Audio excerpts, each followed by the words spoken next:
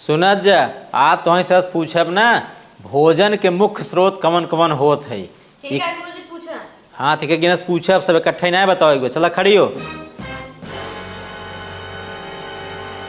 गुरुजी भोजन के मुख्य स्रोत ना केला सेब संतरा अनार यही कुल होत। ठीक जा बैठे चलो तू बतावा तो। चाट चाउमीन पिज्जा बर्गर फुल्की ये सब भोजन के मुख्य स्रोत है। हाँ जा बैठे यही पढ़ा तहत गया। चला खड़ा तो बड़ा बड़ा बार रखा है हरवा। गेहूं मटर धान उर्दी मसूरी कुल जानता है ना भोजन मुख्य स्रोत है। यही पढ़ता ही हद गया सब वही बतावा था उठ पटांग जा बैठे तो लौटाई खड़ा हो तो।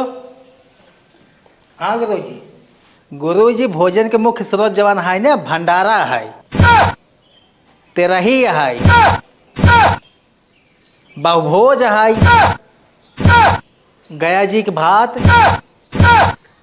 बर्थडे और गृह प्रवेश। जा भाई यही जाए गली गली खाता हुआ बतावा था।